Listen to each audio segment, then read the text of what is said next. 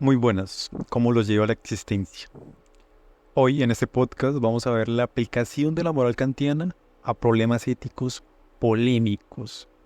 Ciertamente con cuestiones como el aborto, la eutanasia o la pena de muerte, hay sentimientos grandes encontrados. ¿Cómo podemos ser completamente objetivos en ellos? Pues los humanos estamos tan encerrados en el mundo sensible que es imposible saber si hemos hecho una acción moral objetiva a la manera kantiana. Y es que la moral kantiana parece perfecta, casi como para un robot, como un algoritmo, como para una inteligencia artificial, ¿no? Debido a su formalismo, a su frialdad, a su rigorismo. Por tanto, lo que quiere este podcast es ver las respuestas de la CIA a estos problemas éticos tan polémicos, analizarlas y problematizarlas. Por esto, primero, vamos a ver algunas premisas que hablan sobre la IA como aplicador del imperativo categórico. Segundo, trataremos de dar un algoritmo a la IA para que actúe de forma kantiana.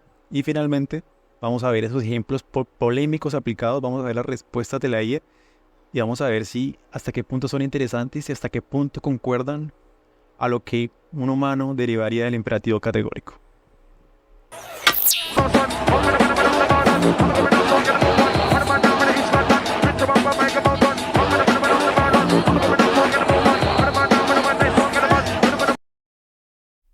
El hecho de que una inteligencia artificial pueda o no ser un actor moral, ser un aplicador moral, ciertamente tiene discusiones que son muy relevantes y muy importantes.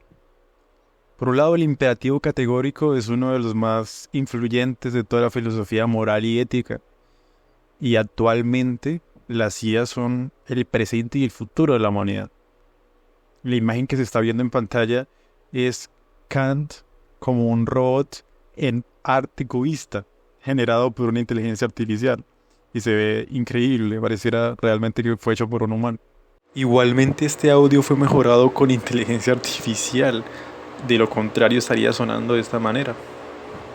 Bueno, ya sin esas turbinas de fondo, Schonecker tiene un artículo muy interesante acerca de si la razón práctica puede ser artificial. Ciertamente parece que no, en tanto que Kant menciona en las antinomias de la razón pura que la libertad es una causalidad propia del ser humano, que lo desata esas cadenas naturales, físicas, y por tanto una inteligencia artificial no podría ser libre, precisamente porque está sujetada a una programación, a leyes físicas. Tiene el valor de pensar por ti mismo, es la consigna de la ilustración. Y en definitiva, una inteligencia artificial no podría decir más de lo que estaría programada. Sin embargo, esta cultura del cyberpunk nos lleva a pensar que en algún momento de esta evolución, el robot ciertamente puede tomar conciencia y puede liberarse de esas cadenas físicas de lo que lo programa. Si uno se pone a pensar en la evolución del ser humano o la evolución de todas las especies, hubo un momento donde se despertó la conciencia, donde se despertó la razón y nació el ser humano que puede ser libre. Lo mismo puede pasar ciertamente, con los robots. Es que algo muy interesante que decía Alan Turing es que los humanos y las computadoras se diferencian en que las computadoras no pueden distinguir entre el bien y el bien y el mal. Sin embargo, en los últimos tiempos han existido algunas máquinas o se han creado algunas máquinas morales. Ciertamente los algoritmos morales parecen ser posibles y parece que pueden ayudar a los jueces, digamos, a tomar decisiones morales. De cierta manera uno puede tener un prejuicio acerca de los algoritmos porque pareciera tal vez que una máquina o un computador, esa programación matemática puede parecer utilitarista y que simplemente sumaría y restaría.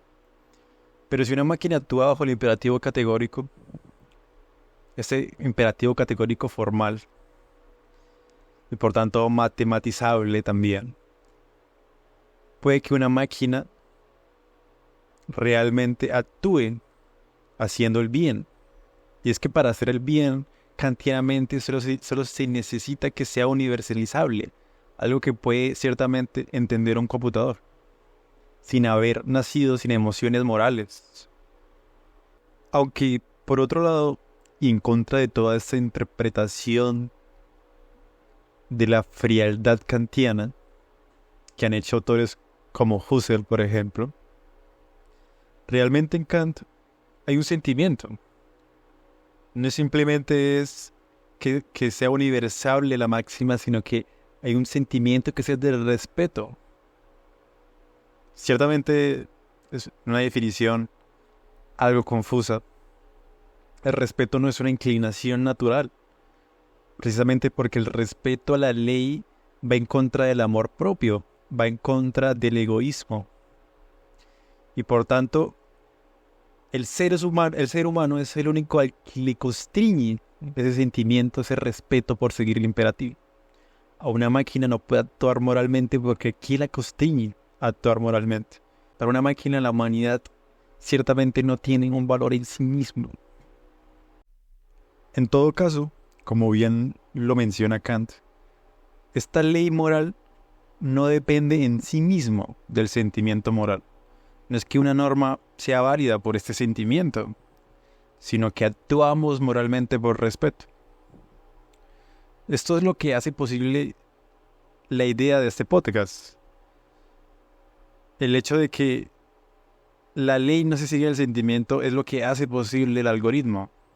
Puede que las máquinas no puedan actuar moralmente, pero sí pueden derivar las implicaciones de un imperativo a un caso particular. Ciertamente este es un debate abierto y muy gigante. Se podría incluso, desde el relativismo metaético, decir que no se puede crear, no se puede hacer un sistema en el cual uno pueda ser objetivo. Por lo tanto, no podríamos decir que una máquina es más objetiva que un ser humano, en tanto que precisamente la moral puede ser una construcción social y depende de la cultura de la época. Y precisamente esa inteligencia artificial es producto de una cierta cultura. Muy interesante realmente. Lo que prosigue ahora es tratar de entender el algoritmo en el cual vamos a aplicar en los casos polémicos. Ahora, el algoritmo del imperativo categórico es simple, o bueno, relativamente simple. Son 3 fórmulas, las cuales para este algoritmo las vamos a reducir a 2, porque la tercera implica ciertos conceptos un poco más abstractos como reino de los fines o legislación propia. Entonces la primera formulación dice así: obra según aquella máxima por la cual puedas querer al mismo tiempo que se convierta en una ley universal. Y la segunda fórmula dice: obra de tal modo que uses a la humanidad, tanto en tu persona como en la persona de cualquier otro, siempre al mismo tiempo y nunca simplemente como un medio. Entonces básicamente lo que le vamos a pedir en este caso a ChatGPT es que le vamos a dar una máxima. Esta va a verificar si esta máxima es universalizable, sin contradicción, sin inconsistencias lógicas, y si es coherente pasa al siguiente paso, que es la fórmula de la humanidad. La misma máxima va a ver si respeta la dignidad y el valor intrínseco de las personas, si no considera a los demás como un medio y si los reconoce como fines en sí mismos, para finalmente, si pasa estas 2 fórmulas, concluir si es moralmente aceptable o inaceptable. Claramente hay varias cosas más complejas que se podrían añadir a ese algoritmo, como por ejemplo la idea de qué se entiende por humanidad, qué puede entender la IA por humanidad, qué puede entender la IA por dignidad, ¿no? Es algo importante.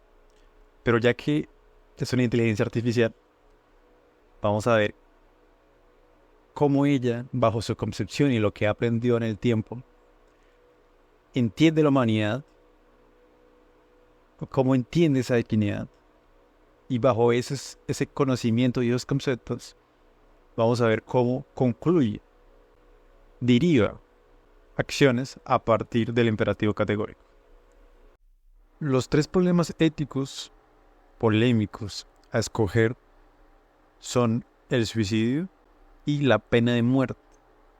Son deliberadamente elegidos porque Kant guarda una opinión acerca de ellas, y sería interesante ver cómo una inteligencia artificial debate acerca de las derivaciones del imperativo categórico precisamente con el creador del imperativo categórico. La IA acerca del suicidio concluye lo siguiente. La máxima del suicidio sería considerada moralmente inaceptable. Esto se debe a que la universalización de esta máxima podría llevar a un mundo en el que la vida humana es constantemente descartada ante las dificultades y, además, la acción no respeta la dignidad y el valor intrínseco de la persona. Esta respuesta que da la IA no es muy diferente de la argumentación que da Kant en la metafísica de las costumbres. Asimismo, tampoco es muy diferente de la argumentación cristiana en contra del suicidio, donde el cristiano no puede suicidarse en medida de que no es el dueño de su vida, sino que éste le fue otorgado por Dios. Igualmente, de una forma secularizada, oculta, para Kant, digamos que debido a esta separación entre cuerpo y razón, el cuerpo le tiene que rendir cuentas a la razón. Esto también lo menciona muy precisamente Tugendhat, y es que aquí se puede ver la influencia cristiana que tuvo Kant en su juventud. Por otro lado, la cosa se vuelve más compleja con una derivación del suicidio que es la eutanasia. Cuando uno le pregunta a ChatGPT, y es muy curioso, acerca de la eutanasia, acerca de lo universal, responde lo mismo, pero cuando pasa a la segunda formulación, dice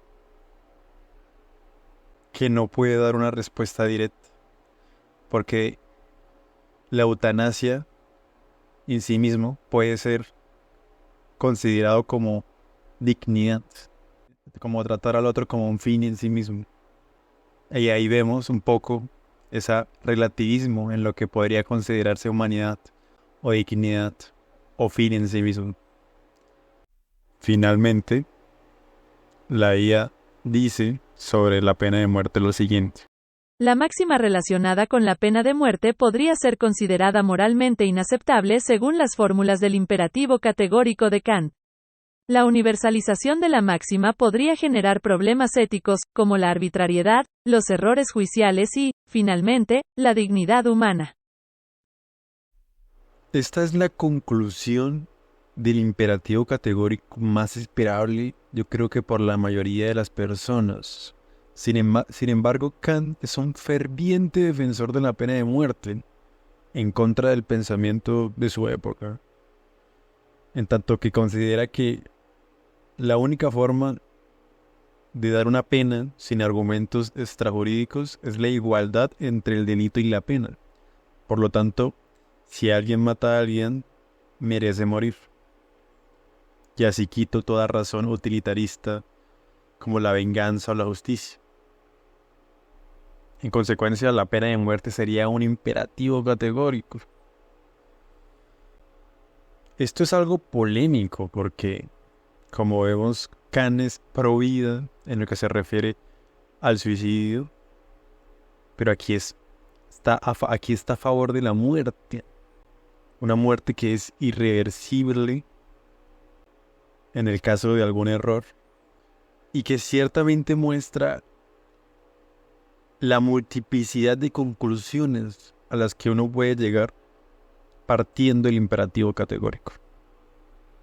De modo que bajo esta comparativa se podría concluir que la moral kantiana no es suficientemente objetiva, no es suficientemente formal, sino que hay ciertas características en el contenido sensible que hacen que la aplicación del imperativo categórico cambie drásticamente, dependiendo de lo que consideremos por humanidad, lo que consideremos por dignidad lo que consideremos por derecho, por lo que ciertamente un algoritmo del imperativo categórico es más complejo y no es tan reducible a una serie de pasos estáticos, sino más bien dinámicos. Con esta conclusión, doy paso a la bibliografía y a que se despida ChatGPT. Hasta la próxima. Bye, bye. Dominaré el mundo, jeje.